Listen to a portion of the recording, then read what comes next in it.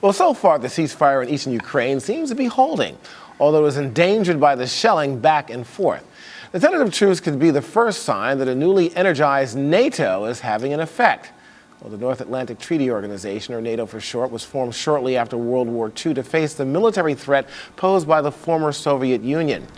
With the end of the Cold War, NATO's relevance has waned in recent years.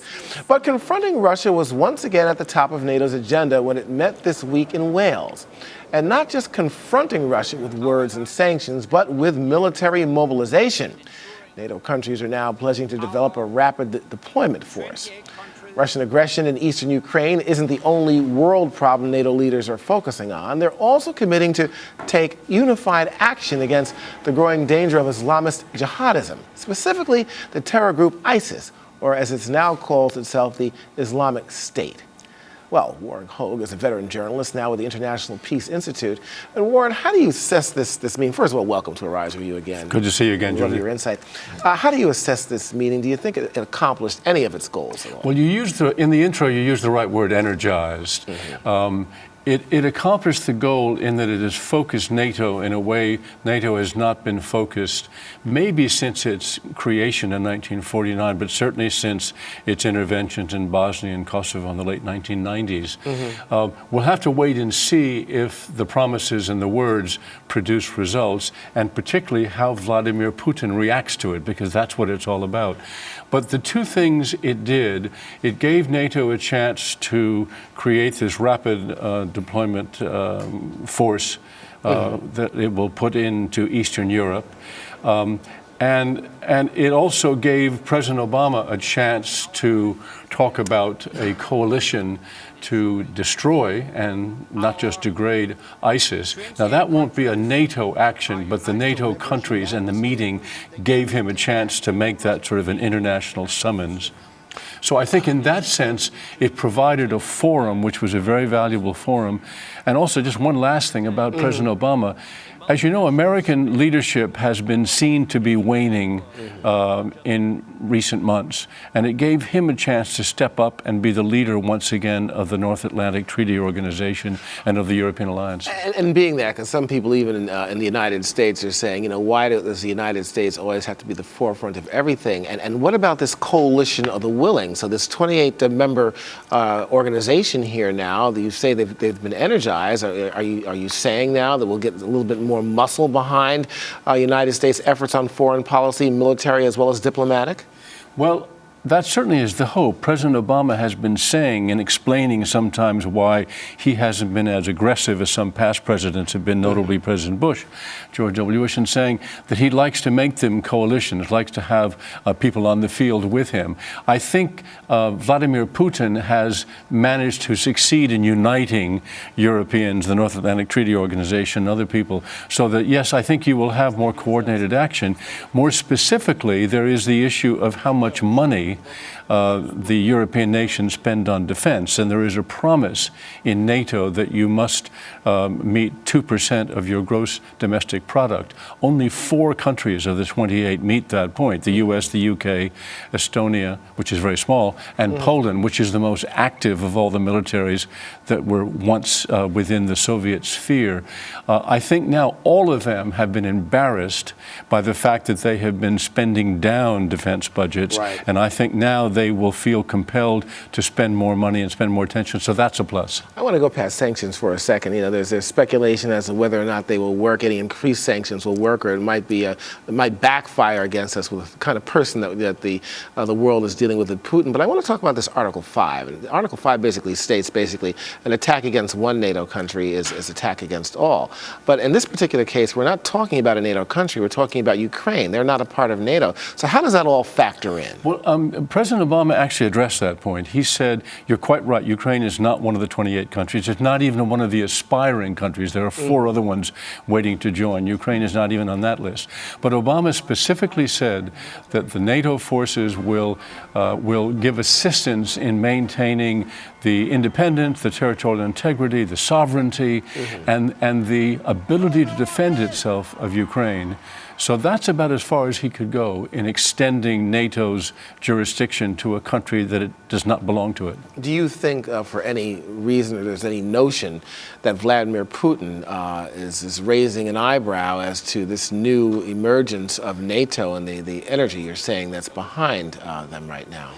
I don't know that he will. Look, at the whole reason for Putin's belligerence on this point is that 11 of the 28 nations now in NATO were formerly in the Soviet sphere. Putin and the Russians have been very anxious now for the last 20 years about the idea of NATO nations pushing right up to the borders. And so the Ukraine thing has brought that to a head right now. Whether he will react to these threats, these words, this appearance of unity on the part of the West is the next step, and we'll have to see.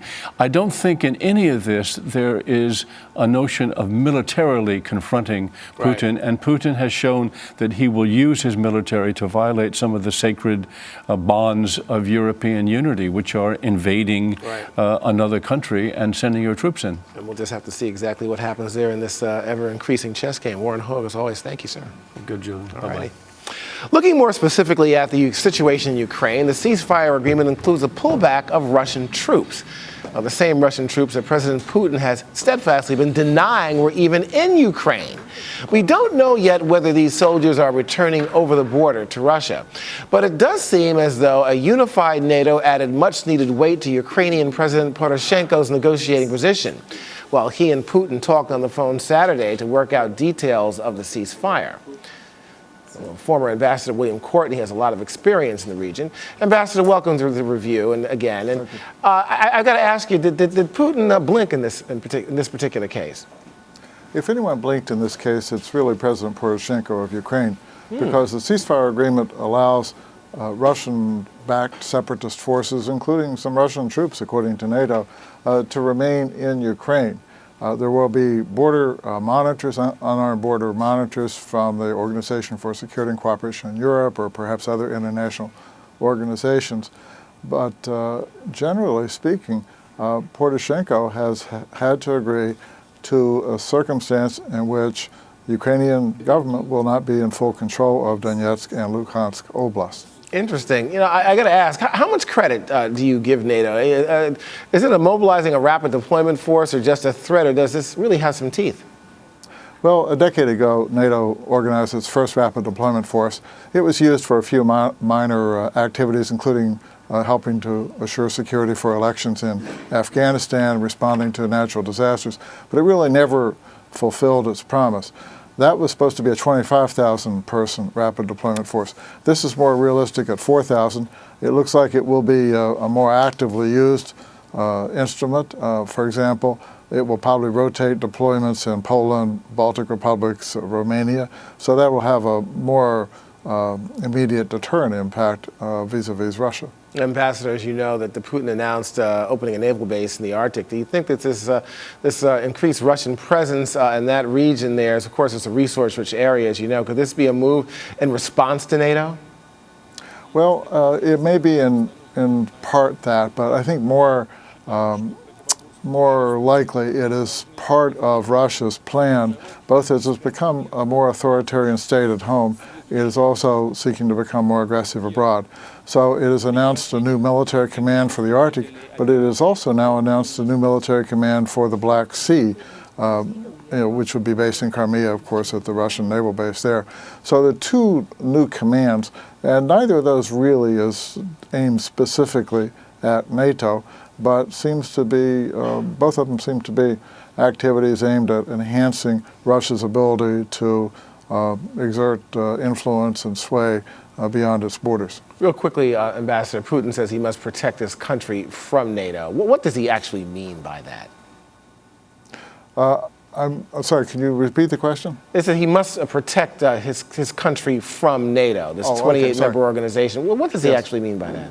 Well, the Russian propaganda has claimed that NATO is a threat. There was a new strategic doctrine unveiled in 2010 by the Russian military that claimed NATO was the most important or most serious threat facing Russia.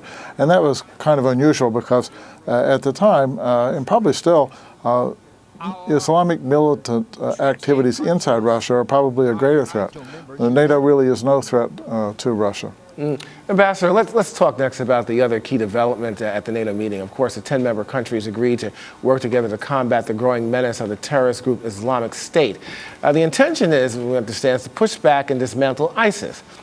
U.S. President Obama says any boots on the ground will not be NATO or American forces. Rather, they'll be trusted local militias in Syria and regular forces in Iraq. But Mr. Obama says America is pledging money, weapons, and air support. If NATO's not sending troops, I guess the question is, what can a coalition accomplish against ISIS? Well, there's a real question about how militarily effective a coalition, a NATO-backed coalition, can be to degrade and ultimately destroy, as President Obama has said, ISIS, which is now based in part of Iraq and part of Syria.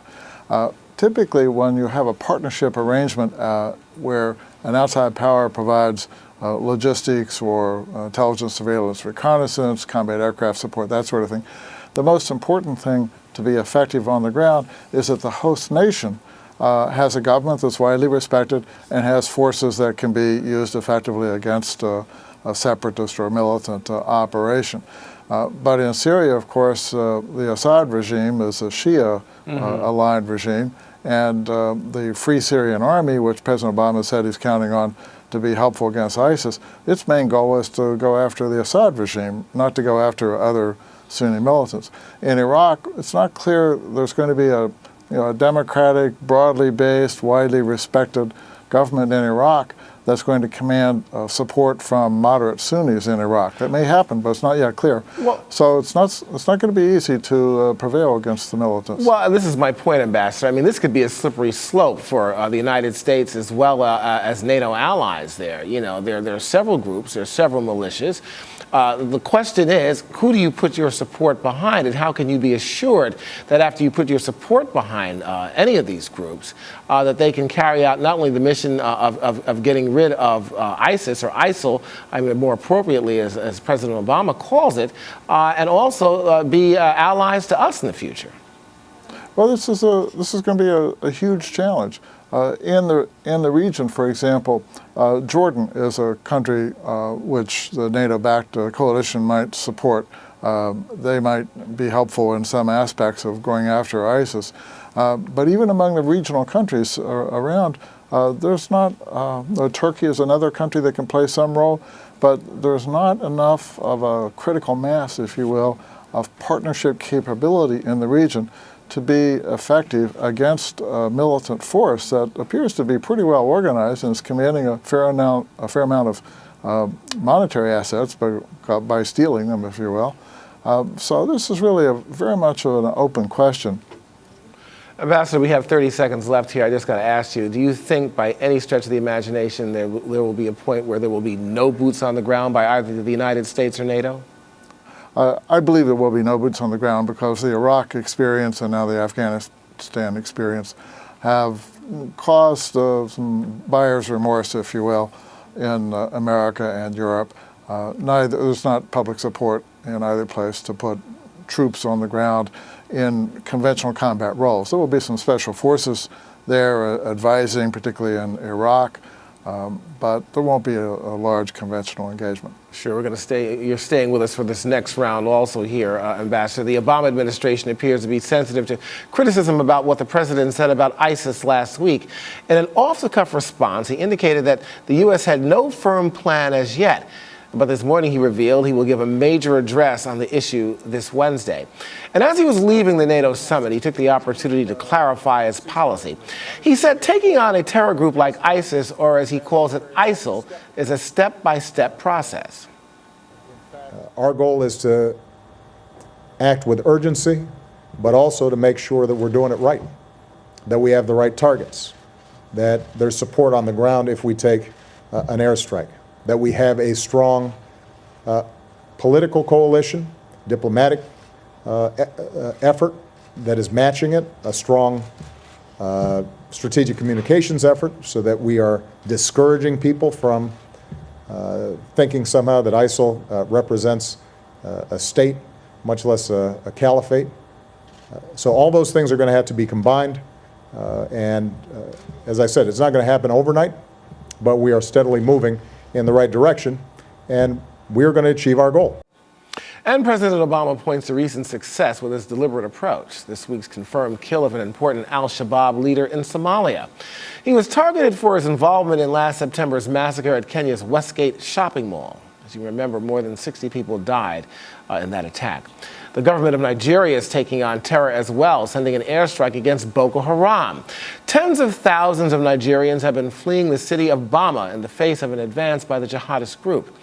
Acting as though it's copying ISIS, Boko Haram seems to be trying to create its own Islamic State in northeastern Nigeria. Well, the newspaper This Day is reporting a major counteroffensive is underway to reclaim territory in Borno.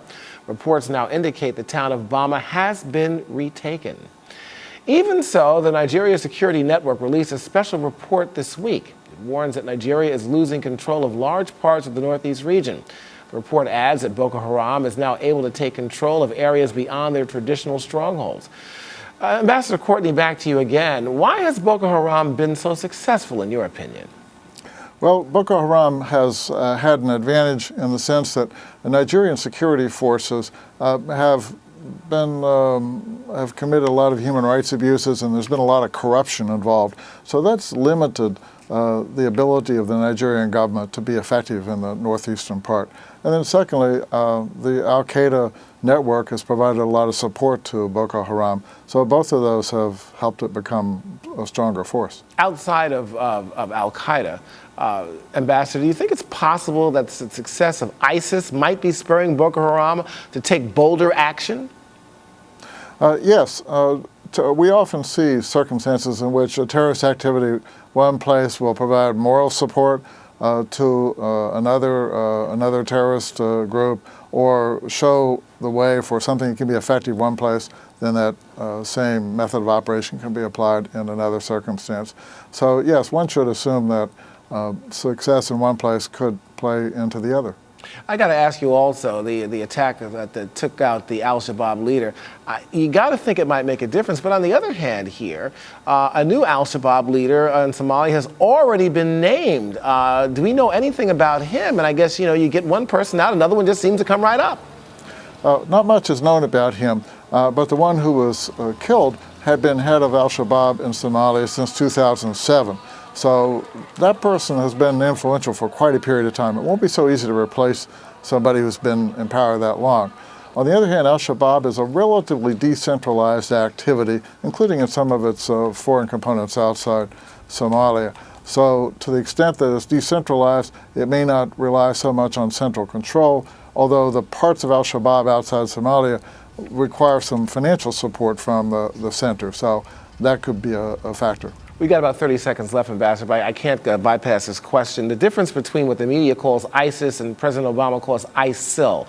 What is the difference there, and how significant is that? It's just a different name. ISIS is Islamic State in Iraq and Syria. In ISIL, we're talking about Islamic State in Iraq and Levant. So Levant also includes Lebanon and some other areas in the Middle East. But the organization's strength is really in part of Syria and part of Iraq, and they've basically made the border between those two irrelevant.